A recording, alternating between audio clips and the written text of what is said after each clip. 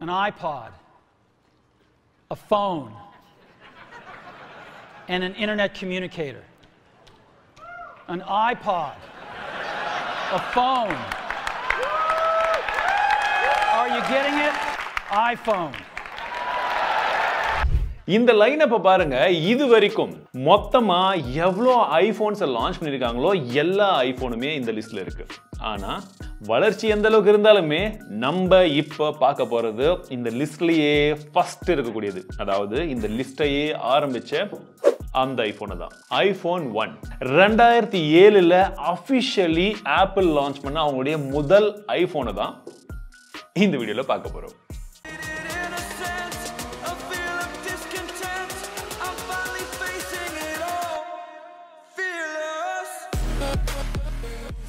ஜனவரி 9ஆம் தேதி 2007ஆம் ஆண்டு ஸ்டீவ் ஜாப்ஸ் அபிஷியலி இந்த ஃபர்ஸ்ட் ஐபோனை அன்வீல் பண்ணாரு.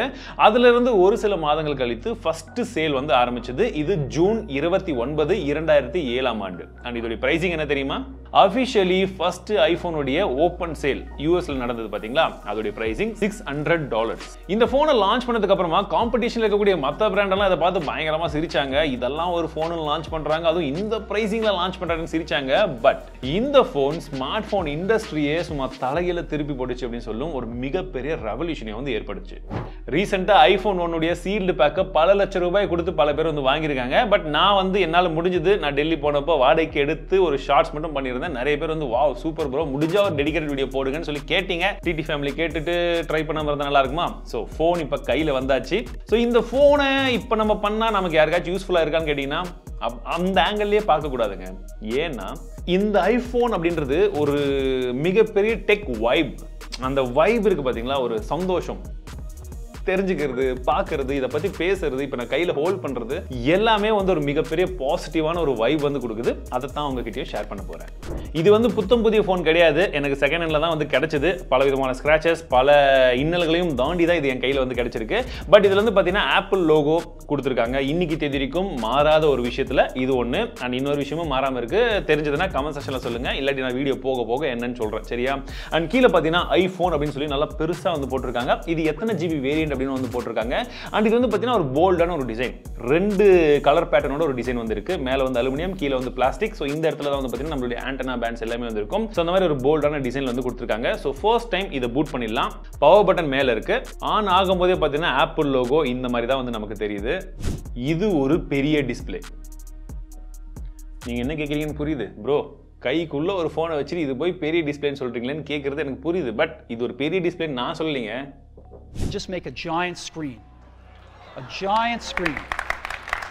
அவரே சொல்லியிருக்கார். அதாவது அந்த காலத்துல காம்படிஷன்ல நீங்க எந்த போனை பார்த்தாலும் இவ்வளோ பெரிய டிஸ்பிளே அப்ப கிடையாது. அதனால இது ஒரு பெரிய டிஸ்பிளேன்னு சொல்லி கிளைமும் வந்து பண்ணாங்க. அண்ட் இந்த டிஸ்பிளே தான் இந்த போனுக்கு ஒரு மிகப்பெரிய ஹைலைட் பாயிண்ட் அப்படின்னு சொல்லலாம். அப்படி இந்த டிஸ்பிளேல என்னதான் இருக்குன்னு பாத்தீங்கன்னா, ஃபர்ஸ்ட் விஷயம் போன் ஆன் ஆன உடனே இந்த மாதிரி ஸ்லைட் டு அன்லாக் அப்படின்னு சொல்லி வரும். நம்ம ஸ்லைட் பண்ணும்போது ஆட்டோமேட்டிக்கா இந்த மாதிரி ஒரு சவுண்டோட போனும் அன்லாக் ஆயிடும். கேட்கறதுக்கும் நல்லா இருக்கு, பார்க்கறதுக்கும் நல்லா இருக்கா? ஸோ இந்த ஃபீச்சரை ஒரு சில பேர் காப்பியும் பண்ணாங்க ஆண்ட்ராய்டில். ஆப்பிள் கேஸ் போட்டு அதெல்லாம் பெரிய பிரச்சனையாகவும் மாறிச்சு. அண்ட் இது வந்து ரொம்பவே யூனிக்கான ஒரு ஃபீச்சராக அந்த டைமில் இருந்தது. ரெண்டாவது விஷயம், இந்த ஃபோனில் தான் ஃபர்ஸ்ட் டைம் ஒரு ஃபுல் ஃப்ளெஜ்டு ப்ரௌசரை வந்து அவங்க இன்ட்ரடியூஸ் பண்ணியிருந்தாங்க. அதற்கு முன்னாடி எல்லாம் வேப் தான் வந்து யூஸ் பண்ணிட்டு இருந்தாங்க. அது ப்ரௌசர்னு கூட சொல்ல முடியாது, சும்மா இதை கனெக்ட் ஆகும் நெட்டில். பட் ஃபுல் ஃப்ளெஜ்டாக இருந்தது.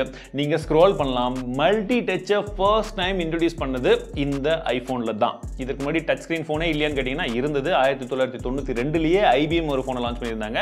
பட் இதெல்லாம் ஸ்டைலஸ் வச்சு எல்லாம் யூஸ் பண்ணும். பட் மல்டி டச் இதில் தான் ஒர்க் ஆச்சு. நம்ம இந்த காலத்தில் வந்து பிஞ்ச் டு ஜூம், பிஞ்ச் இன் இதெல்லாம் வந்து பண்ணுறோம் பார்த்தீங்களா, அப்படியே விரல் வச்சு. இது எல்லாமே இந்த ஃபோனில் இருந்து தான் சாத்தியமாச்சுன்னா யோசிச்சு பாருங்க. அண்ட் எல்லாத்தை விட மிகப்பெரிய ஷாக்கிங் ஃபேக்ட் என்னன்னா, இந்த டிஸ்பிளேல தான் உலகத்தின் முதல் கொரில்லா கிளாஸை யூஸ் பண்ணாங்க. ஆனால் இந்த டிஸ்பிளே பார்த்தீங்கன்னா கர்வ் இந்த மாதிரிலாம் வந்து கொண்டு வரல. ஃபஸ்ட்டு கொண்டு வந்தோடனே ஃப்ளாட்டான ஒரு டிஸ்பிளே தான். அண்ட் முக்கியமாக என்னென்னா, ஒரு கையில் பிடிச்சிங்கன்னா இந்த எட்ஜ்லேருந்து இந்த எட்ஜ் வரைக்கும் இந்த டிஸ்பிளே கம்ப்ளீட்லி ரீச்சபிள். உங்கள் ஒரு கையில் வந்து ரீச் பண்ண முடியும். இன்னொரு கை வந்து அவசியமே இல்லை, நீங்கள் அழகாக வந்து ரீச் பண்ணலாம். அண்ட் ஃபோன் வந்து கொஞ்சமாக பல்கியாக தான் இருக்கும். கொஞ்சம் அப்படின்னு சொல்றதுக்கான காரணம் இந்த ஃபார்ம் ஃபேக்டருக்கு இது கொஞ்சம் பல்கி தான், பார்க்கறதுக்கே கொஞ்சம் நல்லா கர்வியா ஒரு வித்தியாசமான ஒரு டிசைன் எடுத்துக்கோங்களேன், அந்த மாதிரி தான் இருந்தது. இப்போ நம்ம யூஸ் பண்றதெல்லாம் இந்த மாதிரி நல்லா ஷார்ப் எஜோட அப்படியே ஃபிளாட்டான ஒரு பின்னாடி வந்து டிசைன் இந்த மாதிரி எல்லாம் இருந்துச்சு. But it's a major difference. அதே போல இது வந்து பாத்தீங்கன்னா physical home button. ஸோ இந்த ஹோம் பட்டன் வந்து பாத்தீங்கன்னா உங்களுக்கு ஃபிங்கர் பிரிண்ட் சென்சார் இதெல்லாம் எதுவுமே இல்லை இதுல. இது ஜஸ்ட் வெறும் ஹோம் பட்டனுக்காக மட்டுமே.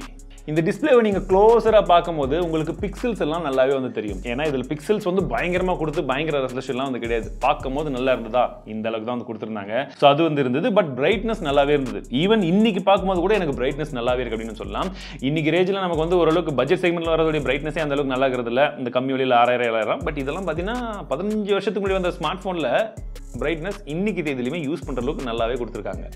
என்னுடைய முதல் ஐபோனை பத்தி நான் சொல்லணும்னா என்னுடைய முதல் ஐபோன் வந்து iPhone 3GS 2010ஆம் ஆண்டு வந்து நான் வாங்கினேன். இந்தியாவில் அவங்க அப்பதான் வந்து ஃபர்ஸ்ட் டைமா ஐபோன் வந்து இன்ட்ரோடியூஸ் பண்றாங்க. இந்த iPhone 1லாம் இந்தியாவில் லான்ச்சே ஆகல, iPhone 2ம் லான்ச் ஆகல. அவங்க டைரக்டா வந்து பாத்தீங்கன்னா 3G அதாவது 3G வேரியன்ட்ல வந்த ஐபோன்ஸ் தான் லான்ச் பண்ணாங்க. நான் 3GS வந்து வாங்கினேன். ஏர்டெலோட பார்ட்னர்ஷிப்போட 35,000 ரூபாய்க்கு வந்து வாங்கினேன். காலேஜ் படிக்கும் போது லேப்டாப் வாங்குறதுக்கு கொடுத்த காசுல நான் ஃபோன் வாங்கினேன். ஏன்னா அந்த அளவுக்கு நான் ஐபோனை ஃபாலோ பண்ணிட்டு இருந்தேன், அந்த டெக்னாலஜி எல்லாம் ஃபாலோ பண்ணிட்டு இருந்தேன். இன்னைக்கு அது எனக்கு ஹெல்ப்ஃபுல்லா இருக்கு. அண்ட் அந்த iPhone 3GS என்னோட போன்ல நான் எடுத்த ஒரு சில போட்டோஸ் பார்க்கணும்னு ஆசையா இருக்கா? வீடியோ பார்த்துட்டே இருங்க, கடைசியில காமிக்கிறேன்.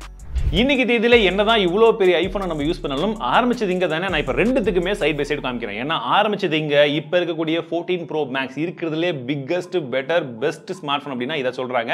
ஸோ ரெண்டுத்தையுமே சைட் பை சைடு வந்து காமிக்கிறேன். பின்பக்கமாக வந்து பாருங்க டிசைன் ஆஸ்பெக்ட்ஸ் எந்த அளவுக்கு மாறி இருக்கு. லோகோல இருந்து ஒரு சில சிமிலாரிட்டிஸ் இருந்தாலுமே பல விஷயங்கள் மாறி இருக்கு. ஃப்ரண்ட் சைடில் டிஸ்பிளே பாருங்க எவ்வளோ பெருசான ஒரு மாற்றம் இருக்கு.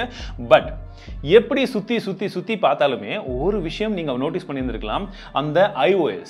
இந்த போன்ல வரக்கூடிய iOSம் இப்போ நீங்க பார்க்கக்கூடிய அந்த 14 Pro Maxல இருக்கக்கூடிய அந்த OS உடைய அந்த யூசர் இன்டர்ஃபேஸ் வந்து பாத்தீங்கன்னா ரெண்டுமே கிட்டத்தட்ட சிமிலரா இருக்கும். அதனால தான் எப்பவுமே அந்த ஆப்பிள் ஃபேன் பாய்ஸ், இந்த ஆப்பிள் ஃபேன்ஸ் எல்லாம் ஏன் சொல்றாங்கன்னா அவங்களுக்கு வந்து அந்த டிரான்சிஷன் வந்து பெரிய அளவில் வந்து மாற்றங்கள் இருக்கிறதுல அவங்களுடைய லைஃப் ஈஸியா இருக்குது.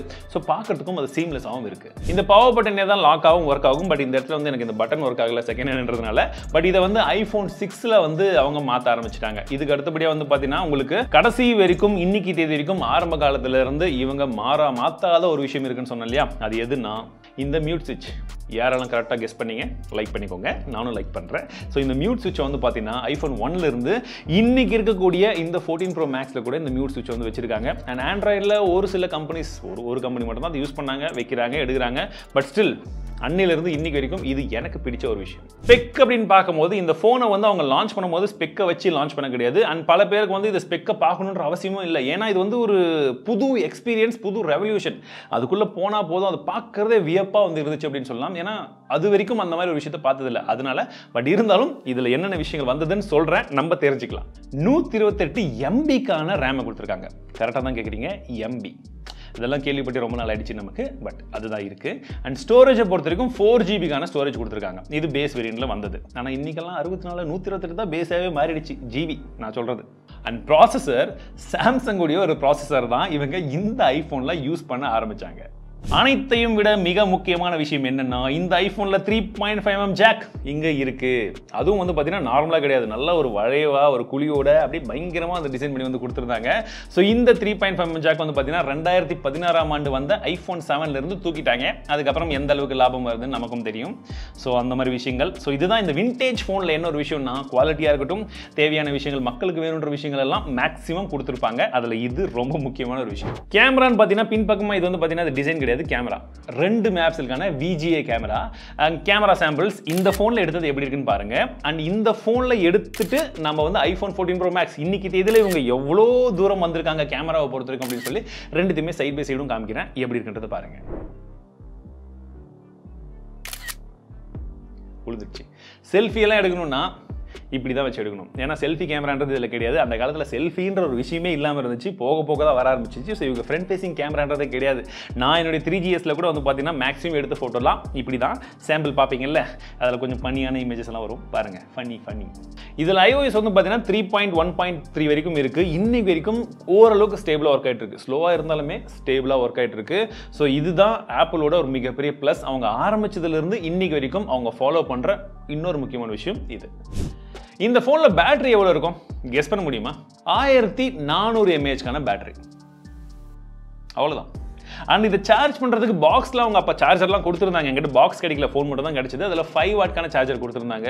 அண்ட் கேபிள் அப்படின்னு பார்க்கும்போது உங்களுக்கு 30 பின் இருக்கக்கூடிய அந்த ஒரு கேபிள், ரொம்ப பெரிய ஒரு கேபிள். எந்த வந்து 2-3 கேபிள் எல்லாம் வந்து நான் உடச்சி கிடிச்சிலாம் மாற்றி மாற்றி வாங்கினே இருந்தேன். ஸோ அந்த மாதிரி ஒரு கேபிள் அது. பட் இன்னைக்கு எந்த அளவுக்கான வித்தியாசங்கள் மாறி இருக்கு smart phone industry, iPhone industry அப்படின்றது வந்து இந்த ஃபோனை பார்க்கும்போது நல்லாவே வந்து ஃபீல் ஆகுது அப்படின்னு வந்து சொல்லலாம். ஸோ இந்த ஃபோன் வேற லெவலுங்க. ஸோ உங்கள் கருத்து என்னன்றதை கமெண்ட் செக்ஷனில் சொல்லுங்கள். அண்ட் என்னுடைய iPhone 3GSல நான் எடுத்த ஒரு சில ஃபோட்டோஸ் மீதியெல்லாம் ஹார்ட் டிஸ்கில் கரெக்ட் ஆகிடுச்சு. ஸோ கரெக்ட் ஆகாமல் நான் மெயிலில் அமைச்சிருந்த 1-2 ஃபோட்டோஸ் எப்படி இருக்குன்னு பாருங்கள். வீடியோ பிடிச்சிருந்தா